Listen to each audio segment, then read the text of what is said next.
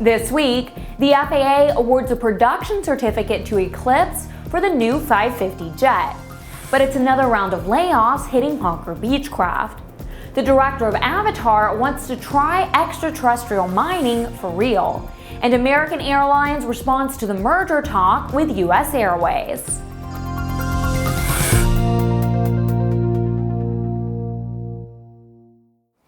I'm Ashley Hale. Welcome to Airborne on Aero TV. It's been a long time coming, and it's a major development to be sure. Eclipse Aerospace has gotten the green light from the FAA for the production of its new Model 550 very light jet. Jim Campbell has more on that story. Thanks, Ashley. Well, impressive progress continues to be made as the Eclipse 500, now renamed the Eclipse 550 in its upgraded form, continues a path to eventual production. The FAA on Wednesday awarded a production certificate, number 550 to be exact, to Eclipse Aerospace at their Albuquerque headquarters. Senior Vice President of Eclipse Aerospace, Kerry Winter, did the honors, and this sets the stage for some amazing things in their future. Basically, a production certificate allows a company to manufacture aircraft and parts in conformance with the FAA-approved type certificate. It's only granted when the FAA has determined that the organization's manufacturing processes and quality systems comply with all FARs. Now, according to Winter, quote, armed now with a fully certified aircraft, a certified production process, and an established supply chain, Eclipse is well positioned to reintroduce the Eclipse jet to new production. Earning our FAA production certificate means we have successfully built a reliable, high-quality manufacturing process and are well positioned to expedite aircraft deliveries. Well, the production process and the certificate, they're totally a rigorous process. There's no question that it's possibly harder to get ultimately than the type certificate itself. It includes exhaustive evaluation of an organization's manufacturing processes, quality control, and production inspection system. A team of FAA inspectors performs multiple audits on the organization and examines approved design data for compliance. The new model Eclipse 550 offers system upgrades that include auto throttle, synthetic vision, enhanced vision, and a redundant flight management system. We expect to see the first deliveries of an Eclipse 550 about the middle of next year. For the Aero-News Network, Aero TV, and Airborne, I'm Jim Campbell. There's not been much good news in Wichita as of late. While Washington continues to insist that the economy is recovering, it would be hard to tell based on recent events at Hawker-Beechcraft. This week, Hawker-Beechcraft sent out notices to an additional 350 Wichita employees, saying that it was making changes to previously planned production schedules and, quote, resizing our workforce. The Wichita Eagle reports that the layoffs were announced at an early morning meeting on Monday, as well as in a letter signed by Chairman Bill Boyster and CEO Steve Miller. The executive said in the letter that, quote, this remains a difficult, unprecedented time for our company, our employees, and our industry. In an SEC filing April 13th, HBC said, quote, in the coming weeks, we expect to decide on a path forward for Hawker-Beechcraft that will include a plan that will put the company on firm financial footing and better position Hawker-Beechcraft for the future. For most, making a solo trip around the planet would be an accomplishment in any aircraft. But word came in last Thursday that extreme pilot Matevž Lenarcic touched down in Slovenia after successfully circumnavigating the world in a Pipistrel Virus SW 914 turbo. Matevž arrived in Slovenia Thursday at 1600 local time, landing at the Jose Puchnik Airport near Ljubljana, the same airport where he began his odyssey. The initial plan was to welcome Matevž as a guest of honor at Aero Expo 2012 in Friedrichshafen, Germany. But because of bad weather and icing conditions, it was not possible for him to cross the Alps. As the weather forecast for Slovenia was equally bad for the following 5 days, which might have prevented Matevž from returning safely, he decided to head straight home. Lenarcic flew the Pipistrel Virus SW 914 turbo across both the Atlantic and the Pacific Oceans, as well as the Indian Ocean. During the flight, he reached the extreme heights required to fly over Mount Everest and withstood the drastically low temperatures of the Antarctic and the high temperatures and humidity when crossing the equator. No matter how you look at it, that's a long flight in a 2-seat motor glider. The FAA has awarded several new STCs to Nextant Aerospace for its 400 XT airplane. Among those are approvals for additional avionics options, many of which help to pave the way for final certification by EASA. The STC covers several major operational areas, including the Class A Terrain Awareness Warning System and the Wide Area Augmentation System and Localizer Performance with Vertical Guidance Navigational Aid. Nextant was also awarded STCs for the in-flight entertainment options offered within the 400 XT's completely remanufactured cabin. They included the Rockwell Collins Venue in-flight entertainment system and the AirCell Access cabin communication system that features high-speed wireless internet connectivity and dual-channel satellite phone service. The 400 XT process employs a remanufactured airplane from the Beechcraft 400A XB aircraft, enhanced with new state-of-the-art technology, including the Williams FJ44 30AP turbofan engine, the Rockwell Collins ProLine 21 integrated avionics suite, advanced electronics, and completely rebuilt interiors. It's considered a new airplane in the Aircraft Blue Book. You're watching Airborne, more in a moment. Since its inception, Redbird Flight Simulations has been dedicated to developing new training technologies and processes in an ongoing effort to make aviation safer, more affordable, and more accessible. Consider Redbird's flagship flight training device, the FMX, a superior quality, full-motion, feature-rich advanced aviation training device priced with real-world flight training organizations in mind. With standard features that are anything but standard, such as wraparound visuals, a fully enclosed cockpit, quick change configurations, scenario-based training compatibility, and of course, an electric motion platform, the FMX serves up a level of realism that is simply unavailable in other training devices on the market. For more information on Redbird flight simulations, the Redbird FMX, and Redbird's entire line of flight training devices, visit www.redbirdflightsimulations.com. Welcome back. If all goes according to plan, a newly formed company will someday in the future initiate prospecting missions targeting resource-rich asteroids that are easily accessible. Tom Patton has that story. Planetary Resources, which is backed by Google's top executive as well as Avatar director James Cameron, has unveiled a plan to mine near-Earth asteroids, or NEAs, for raw materials. They say they can extract everything from water to raw materials through the development of cost-effective exploration technologies. The newly formed company says resource extraction from asteroids will deliver multiple benefits and grow to be valued at tens of billions of dollars each year. The effort will tap into the high concentration of precious metals found on asteroids. A single 500-meter platinum-rich asteroid contains the equivalent of all the platinum group metals mined in history. Planetary Resources co-founder and co-chairman Peter Diamandis says, quote, "Many of the scarce materials and minerals on Earth are in near infinite quantities in space. As access to these materials increases, not only will the cost of everything from microelectronics to energy storage be reduced, but new applications for these abundant elements will result in important and novel applications," end quote. The company says that of the approximately 9,000 known NEAs, there are more than 1,500 that are as easy to reach as the moon. The company is being financed by some technology heavy hitters, including Google CEO Larry Page, as well as Ross Perot Jr., chairman of Hillwood and the Perot Group. For Airborne, I'm Tom Patton. In an email Monday, SpaceX said that it has decided to delay its COTS 2 launch, citing technical difficulties. The commercial space company said more time is needed to finish hardware-in-the-loop testing and properly review and follow up on all data. The company said that a few days have been added to the margin in case things take longer than expected.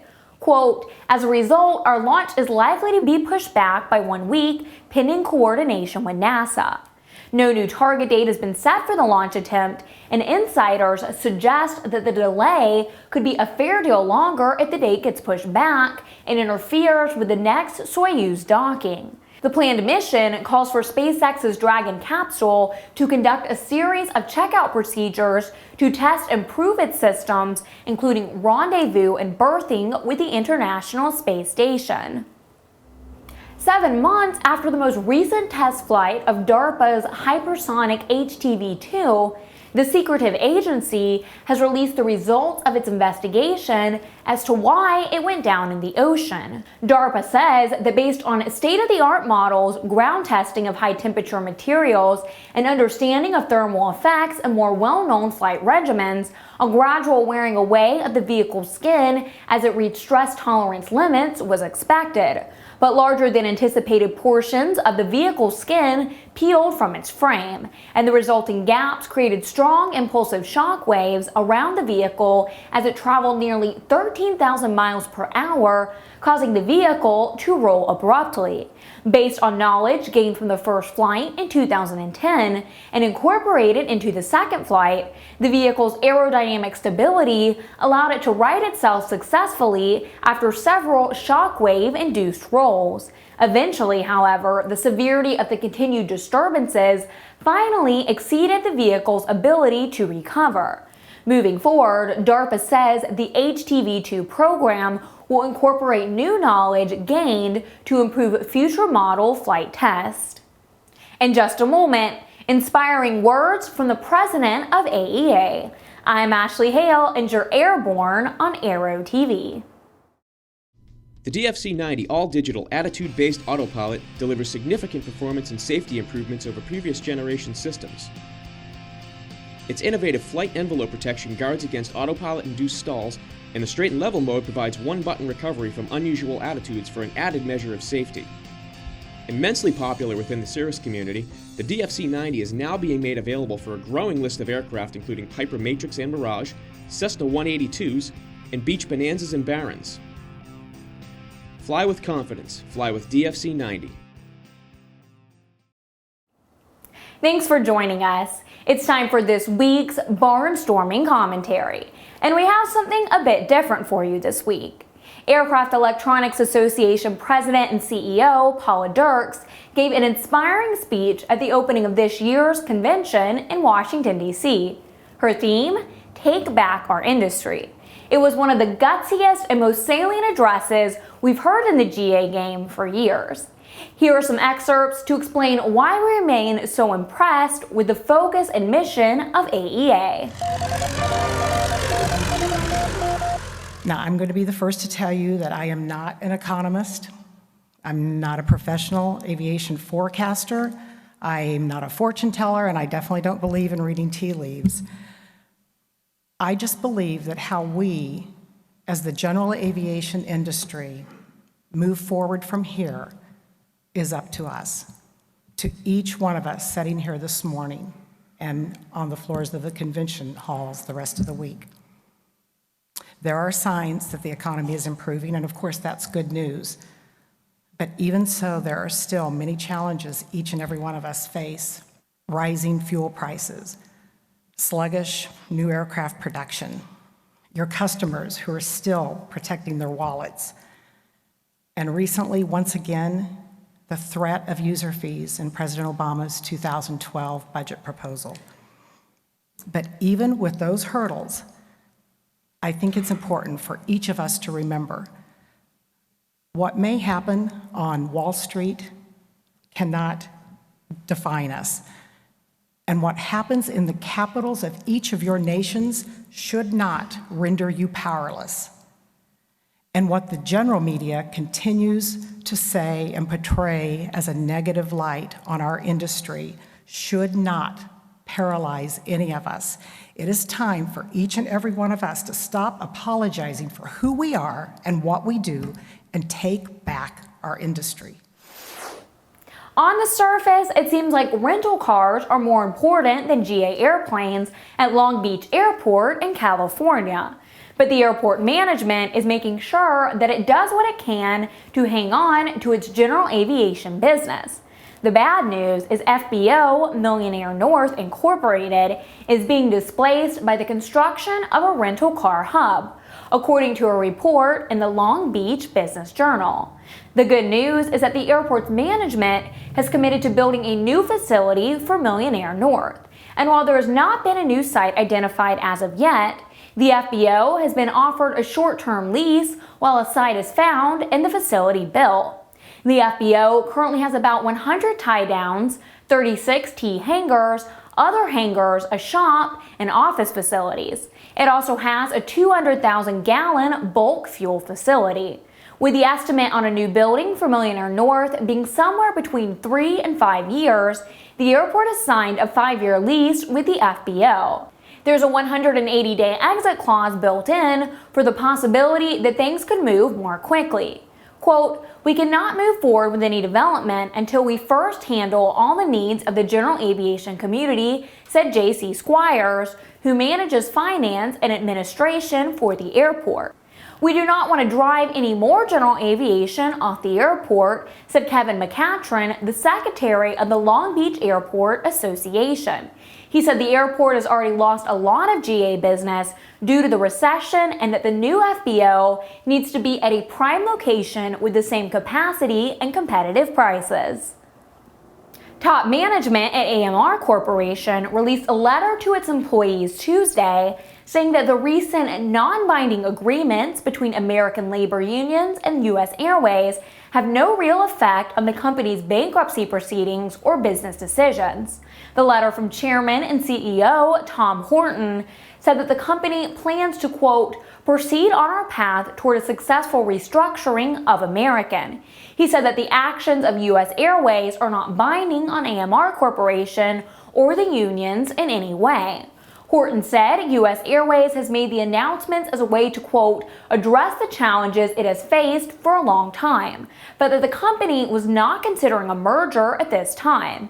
Still, Horton did not rule out the prospect of a merger in the future, but said that that would be a decision that would be made at the corporate level in collaboration with creditors.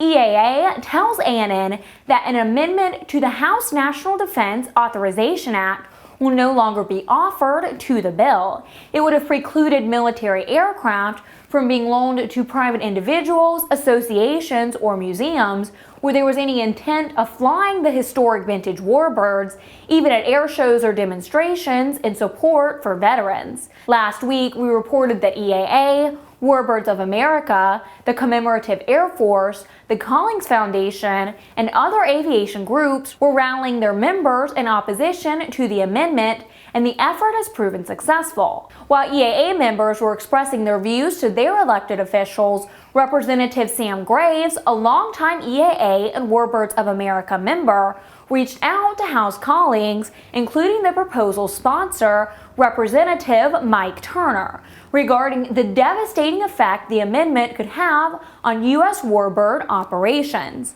Doug McNair, EAA's Vice President of Government Relations, said, quote, "This is an excellent example of how establishing good relationships in Congress and building an effective caucus can address these issues in a unified manner." And now it's time for our Aero video of the week.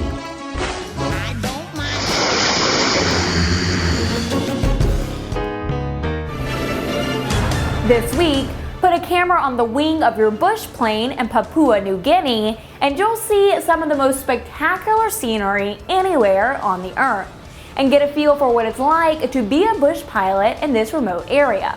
And oh yeah, fasten your seatbelts, it's quite a ride.